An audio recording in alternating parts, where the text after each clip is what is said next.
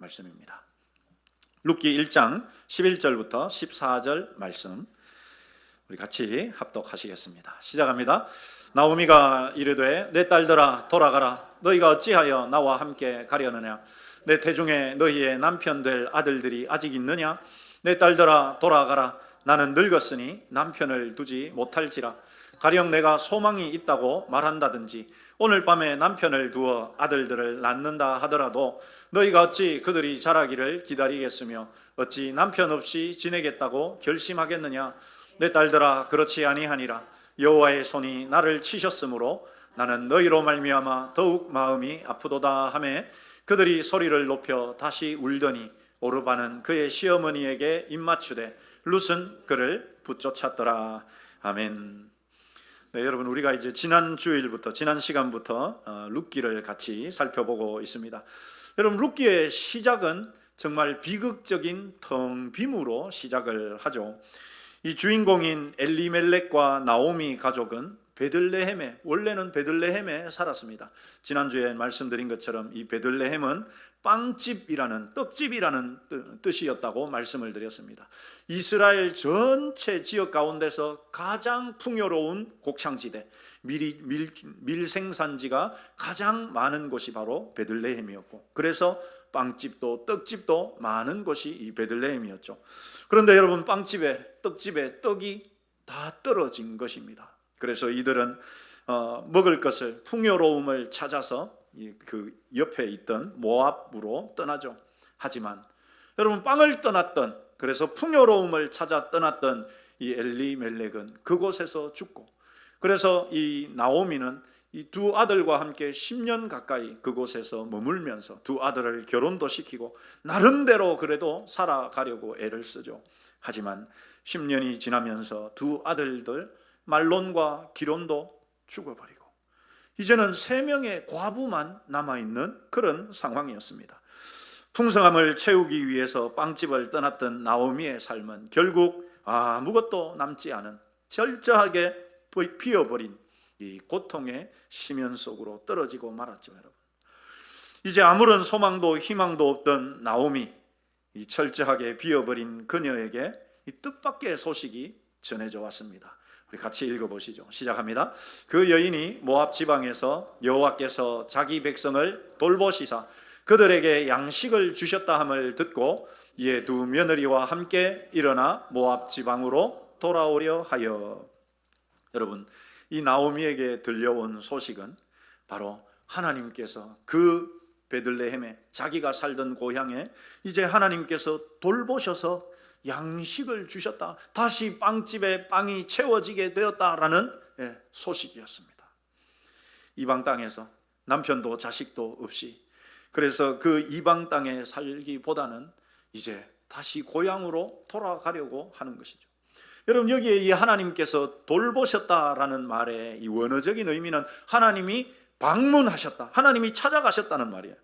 여러분, 하나님께서 그 빵이 다 떨어진 그 메마른 땅에 하나님이 찾아가셔서 그곳에 이제 다시 양식으로 채워주셨다는 그 소식이 이제 나오미의 귀에 들린 것입니다.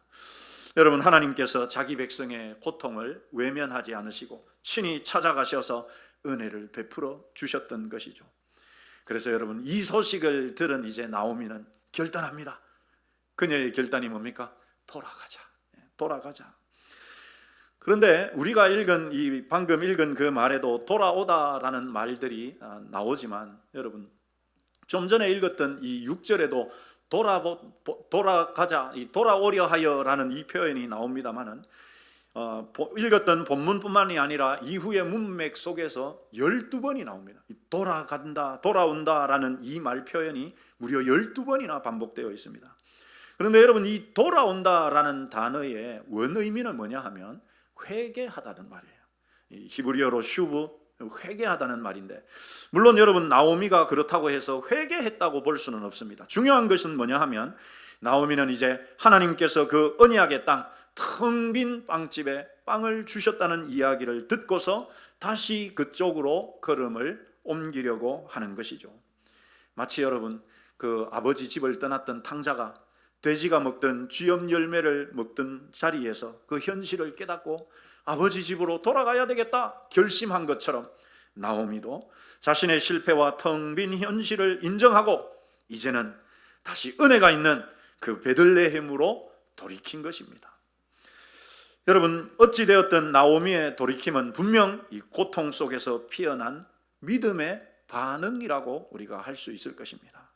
그런데 이 본문의 절정은 그렇게 나오미가 이제 자기 고향으로 돌아가기로 결정한 다음에 이 두 며느리에게 한 말 속에서 나타나죠. 우리 8절 말씀을 같이 읽어보시겠습니다. 8절 시작합니다. 나오미가 두 며느리에게 이르되 너희는 각기 너희 어머니의 집으로 돌아가라. 너희가 죽은 자들과 나를 선대한 것 같이 여호와께서 너희를 선대하시기를 원하며. 네. 여러분, 두 며느리에게 뭐라고 이야기합니까? 친정으로 돌아가라 말하죠. 여러분, 당시 이 고대 사회에서 이 과부는 가장 사회적인 최약자였습니다. 그러니 여러분, 이 두 며느리는 나오미에게 있어서 유일한 의지였고 그녀의 이 노후를 보장할 수 있는 유일한 노후 대책이었던 것이죠. 그러니까 여러분, 이 나오미에게 있어서는 두 며느리가 유일한 생존줄과 다르지 않았습니다. 당시에 여러분이 나오미의 정확한 나이는 알 수가 없지만 최소한 이때 당시에 이 나오미의 나이는 자기 스스로 밥벌이를 할 수 있는 그 나이를 훌쩍 넘은 것으로 보입니다. 그렇다고 해서 여러분, 그녀가 돌아갔을 때 그 고향에 베들레헴에 돌아간다 해서 자기를 봉양해 줄 다른 가족이 있는 것도 아니고 거기에 여러분 큰 재산을 만들어 놓고 온 것도 아니고, 그러니 여러분, 솔직히 나오미는 돌아간다 하더라도 의지할 곳도 기댈 곳도 없었습니다. 그러니 그런 나오미에게 유일한 기댈 곳, 유일한 도움은 바로 며느리들이죠. 그런데 여러분, 나오미가 어떻게 합니까? 스스로 그 생존줄을 끊어냅니다. 너희들은 돌아가라. 며느리들의 미래와 행복을 위해서 자신의 유일한 안전장치를 스스로 제거해 버리는 것이죠. 여러분, 그들에게는, 이 며느리들에게는 나오미가 은혜를 베풉니다. 그러면서 뭐라고 축복하느냐? 우리 같이 읽어보시죠. 시작합니다. 너희가 죽은 자들과 나를 선대한 것 같이 여호와께서 너희를 선대하시기를 원한다. 여기에 여러분, 이 선대한다라는 이 단어가 참 아름다운 단어예요. 성경 전체에서 보면 이 선대한다라는 단어가 이 히브리어로 보면 헤세드라고 하는 단어입니다. 우리 한번 따라서 해보시죠. 헤세드. 예, 이 헤세드라는 단어는 하나님의 조건 없는 사랑, 하나님의 거저 주시는 은혜, 그리고 뭐 또 충성이라는 이런 단어로도 번역이 될 수 있습니다. 예, 일반적으로 하나님의 은혜, 하나님의 사랑을 가리키는 단어가 헤세드라는 단어인데, 이 헤세드라는 단어는 구약 성경에서 굉장히 중요한 단어입니다. 그런데 이 나오미의 말 속에 그녀가 이 헤세드라는 단어를 처음 사용하고 있는 것입니다. 이게 중요합니다, 여러분. 그러니까 나오미는 지금 자기 며느리들에게 뭘 베풀고 있는 것입니까?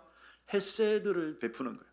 자기가 며느리들에게 은혜를 베풀고 있는 것입니다. 여러분, 일반적으로 충성이라고 하면, 일반적으로 은혜라고 하면 강자가 약자에게 베푸는 것이죠.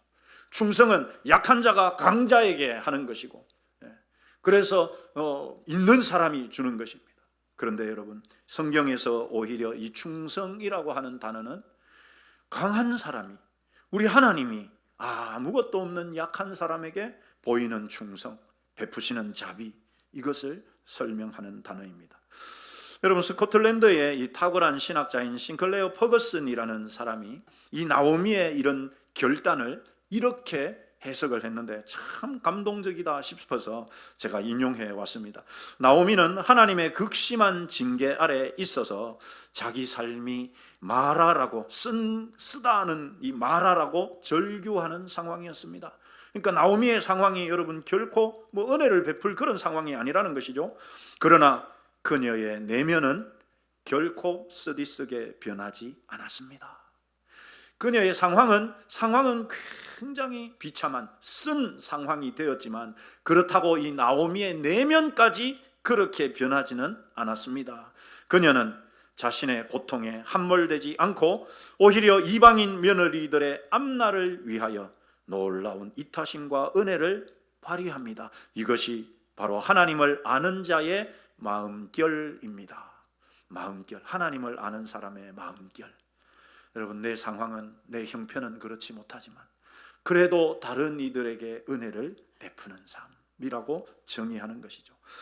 여러분, 나오미 자신은 모든 것을 다 잃고 텅 비었지만 그녀는 며느리들에게 하나님의 헤세드를 간구하고 있습니다. 아니, 하나님의 헤세드를 간구하는 정도가 아니라 직접 자기 자신이 그 며느리들에게는 헤세드의 통로가 되어주고 있는 것이죠. 그래서 내 삶은 이렇게 비고 비었지만 그래도 그 며느리들에게는 하나님의 헤세드가 나를 통해서라도 흘러가도록 그렇게 자신을 내어주고 있다는 말입니다. 여러분, 세상 사람들은 이런 사람을 가리켜서 아이고 참 오지랖도 넓다, 지 코가 석잔데 뭐 다른 사람 생각을 해주나, 이렇게 하겠죠. 여러분, 그렇지 않겠습니까? 세상 사람들이 볼 때 나오미가 뭐 베풀 게 뭐가 있겠습니까? 네 코가 지금 석잔데 네가 누구 걱정을 해주겠나, 이렇게 말하지 않겠습니까? 그런데도 나오미는 자기가 아니라 며느리들의 앞길을 먼저 생각하고 배려해 주고 있는 것입니다. 여러분, 우리 좌우로 한번 축복해 주십시다. 다른 사람에게, 옆 사람 보시면서 다른 사람에게 은혜를 흘려보냅시다. 여러분, 이것이 지금 나오미가 하고 있는 것이죠. 여러분, 초대교회 시절부터 이게 참 정확한 그 근거가 있는 것은 아닌데 기독교의 전승에 의하면 이 기독교를 상징하는, 예수님을 상징하는 새 가운데 펠리컨이라는 새를 여러분 기독교의 상징으로 세웠답니다. 왜 그러냐 하면 이 펠리컨이 극심한 이 기근이 닥쳐가지고 자기 새끼들에게 먹을 것이 없어지게 되면 새끼들을 굶어 죽일 수가 없잖아요. 그래서 어떻게 하느냐 하면 이 펠리컨이 자기 가슴을 부리로 쪼아가지고 그 가슴을 열어서 피와 자기 살이 새끼들이 먹을 수 있도록 한답니다. 근데 여러분, 너무 안타까워하실 필요는 없습니다. 왜냐하면 실제로 이렇게 하는 것은 아니고요. 왜 그러냐 하면 펠리컨이 저 밑에 이 주둥이 밑에 보면 이 양식 주머니가 크게 있지 않습니까?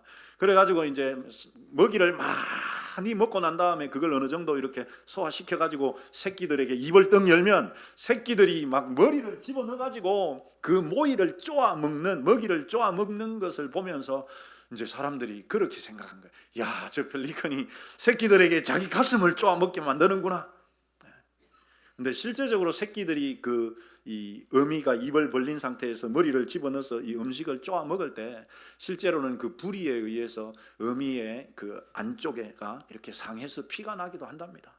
그런데 어찌됐거나 이 기독교 전승에 의하면 이 펠리컨이 십자가에서 자신을 우리 모든 사람을 위해서 내어주신 그 예수님의 희생을 상징한다고 해서 이 펠리컨이 여러분 우리 예수님을 상징하는 새라고 그렇게 입에서 입으로 전해져 왔다고 합니다. 여러분, 마치 이 나오미가 자기 삶은 지금 다 찢겨져 나가고 아무것도 남지 않은 가뭄의 그 한복판에 서 있지만 며느리들은 새롭게 살아갈 수 있도록 자신의 권리와 이기심을 찢어서 그들을 친정으로 돌려보내려고 하는 것이죠. 내가 비워짐으로 타인을 채우는, 이것이 텅 빈 나오미의 삶에서 흘러나오는 은혜, 헤세드입니다. 여러분, 나오미의 배려는 여기서 멈추지 않습니다. 우리 9절 말씀도 같이 읽어보시죠. 시작합니다.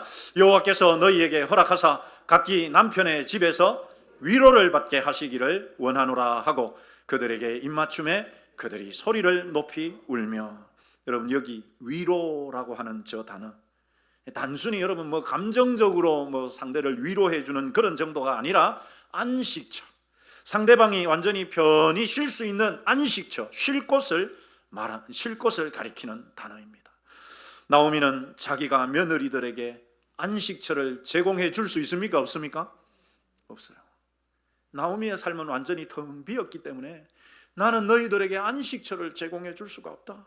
하나님께서 너희들의 안식처가 되어 주시고 너희들에게 안식처를 제공해 주시기를 원한다. 이런 말이죠.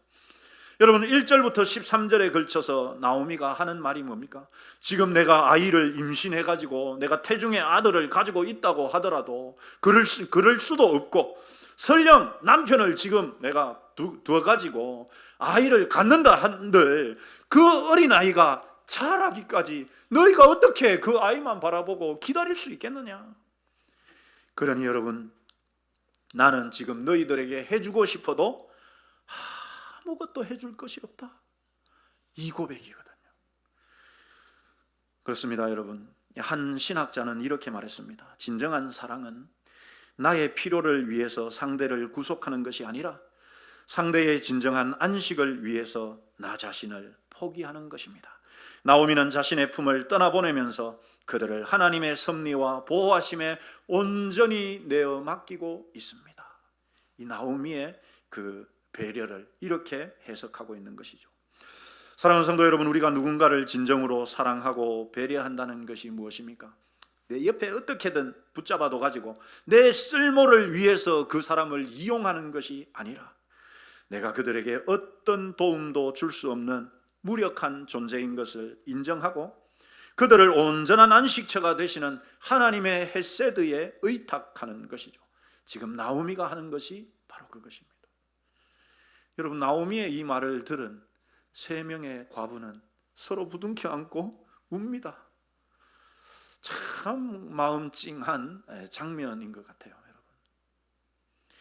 나오미는 며느리들에게 해줄 수 없는, 아무것도 해줄 수 없는 자신의 그 텅 비어 있는 삶에 대한 자책감, 미안함.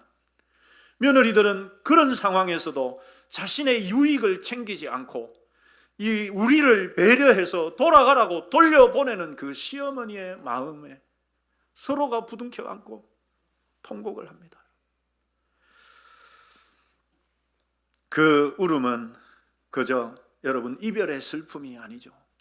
서로를 향한 진실한 사랑과 찢어지는 배려를 확인한 눈물이었습니다. 나오미는 이렇게 탄식합니다. 하나님이 나를 치셔서 나는 너무나 마음이 아프다. 그래서 너희들에게는 내가 해줄 수 있는 것이 아무것도 없기 때문에 너희들이라도 친정으로 돌아가서 평안을 누리거라. 이게 여러분 나오미의 마음이었던 것입니다. 우리 좌우로 감동적인 장면에서 서로 좌우로 이렇게 한번 인사하십시다. 이런 시어머니 되십시다.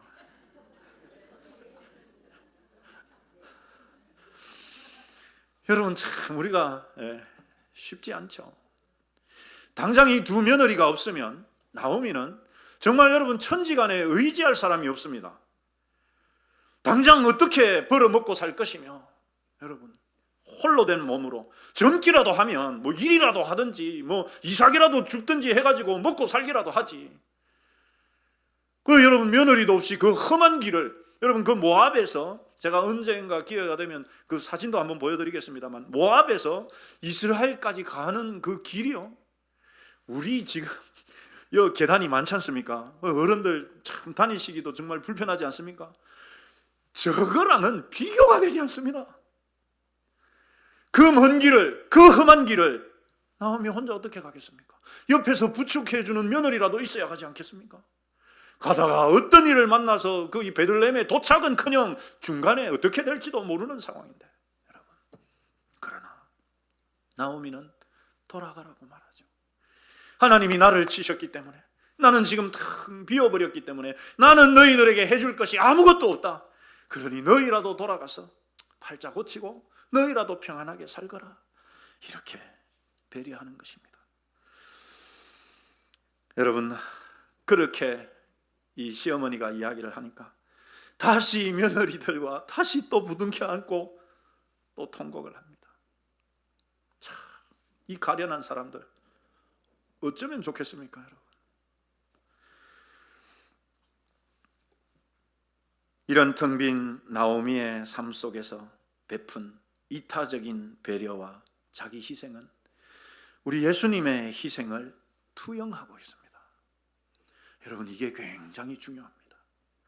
정말 나오미는 아무것도 없죠. 텅 비어 있는데도 그래도 자기가 할 수 있는 최선의 배려를 며느리들에게 행하죠. 여러분, 바로 이 나오미의 그 배려 속에는 스스로를 비워서 낮고 낮은 이 땅에 사람의 몸을 입고 오셔서 모든 권리와 영광을 포기하고 대신에 낮고 낮은 천한 종의 몸을 입으셔서 저와 여러분에게 영원한 생명을 주신 그 예수님의 사랑과 희생이 투영되고 있습니다. 여러분, 우리 한번 따라서 하십시다. 내 삶이, 한 번 더 하십시다. 내 삶이 예수님을 투영하면 내 삶에 예수님의 은혜가 흐르게 된다. 이게 중요합니다, 여러분. 사도 바울이 예수님을 이렇게 소개하죠. 그는 근본 하나님의 본체시나 하나님과 다르지 않은 아예 하나님 그 본체신데 오히려 자기를 어떻게 해서 비워서, 다 비워서 종의 형체를 가지셨다. 여러분, 이게 너무 중요한데요. 내가 예수님의 마음을, 예수님의 삶을 내 삶에, 내 안에 투영하게 되면, 담게 되면 비로소 나를 통해서 예수님의 은혜가, 하나님의 은혜가 흘러가게 된다는 사실입니다. 여러분, 예수님께서 이렇게 말씀하시죠. 나는 생명의 떡이다. 예수님이 나는 생명의 떡이라고, 실제적으로 떡을 주는, 빵을, 풍성한 빵을 주시는 분이 예수님이라고 말씀했습니다. 여러분, 이 말씀을 나오미에게 싹 가져와서 적용해 보면 어떻게 됩니까? 지금 나오미의 텅 빈 그 삶이, 그 속에서도 며느리들에게 헤세드를 베풀죠. 그런 그 나오미에게 이제는 하나님께서 은혜를 흘러가게 만드시면서 여러분, 비로소 나오미의 삶에 생명의 떡이, 풍성한 빵이 채워지게 될 것을 우리가 기대할 수 있게 되는 것입니다. 자기 며느리들을 살리기 위해 자신의 유일한 권리를 포기했던 나오미의 헤세드는 십자가 위에서 죄인들을 살리기 위해 자신의 생명을 내어주신 예수님의 압도적인 헤세드의 그림자입니다. 사랑하는 성도 여러분, 우리는 본능적으로 내 삶이 텅 비는 것을 두려워합니다. 내 지갑이 비고 내 건강이 사라지고 인간관계가 끊어질 때 우리는 불안감을 느끼게 됩니다. 빵이 떨어지면 우리는 어떻게든 그 빵을 채우기 위해서 모압으로 도망치려고 합니다. 그리고 그런 삶일수록 누군가에게 내가 더는 줄 것이 없다고 생각하죠. 그리고 그런 사람일수록 더욱더욱 자기 것을 지키려고 하고 자기 중심적이 되기가 쉽습니다. 그러나 나오미는 절망 속에서도 원망하거나 이기심에 사로잡히지 않았습니다. 비록 자기 삶은 부서졌고 남은 것이 없었지만 며느리들을 긍휼히 여기고 그들을 축복했습니다. 그런데 여러분, 여기서 이제 놀라운 일이 일어나게 됩니다. 여러분, 나오미는 텅 빈 손을 펴서 그렇게 며느리들을 축복하고 자기를 내어주었을 때 하나님은 비로소 그녀의 텅 빈 삶을 헤세드로 채우기 시작하셨습니다. 아마 여러분, 이때까지만 해도 나오미는 자기가 지금 며느리들에게 베푸는 그 작은 헤세드가 얼마나 큰 것으로 자기에게 되돌아올지는 전혀 예상하지 못했을 거예요. 하나님은 본격적으로 나오미의 삶을 헤세드로 채우기 시작합니다. 사랑하는 성도 여러분, 하나님은 때때로 우리의 삶을 이렇게 텅 비게 하실 때가 있습니다. 그런데 여러분, 우리가 기억하실 것은 그 텅 빔은 저주가 아니라는 사실입니다. 한번 따라서 하십시다. 하나님의 풍성한 헤세드를 담는 새로운 그릇을 준비하는 시간이다. 사랑하는 성도 여러분, 아마 이 자리에 이제 어느 정도 연세가 지긋하신 분들은 삶을 되돌아보면 내 삶에도 이 나오미와 같았던 때가 분명히 있으셨을 것입니다. 또 어느 정도 지금 젊으신 분들은 때로는 지금일 수도 있고 아니면 또 우리의 삶 속에 언젠가 그런 시간들이 찾아올지도 모릅니다. 그러나 여러분, 내 삶이 텅 비게 되는 그때 그것이 저주가 아니라 하나님께서 더 큰 것으로 내 삶을 채우려고 하시는구나, 이렇게 믿음으로 바라보시기를 축원합니다. 하나님은 은혜를 흐르게 하는 사람에게 더 큰 은혜를 부어주시는 분이십니다. 여러분, 우리 한번 따라서 하십시다. 은혜를 베푸는 사람에게 더 큰 은혜로 채워주신다. 여러분, 꼭 믿으시기를 축원합니다. 여러분, 때로는 내가 은혜를 베풀려고 해도 나도 뭐 베풀 게 없는데, 나도 줄 게 없는데, 그렇게 생각될 때가 있습니다.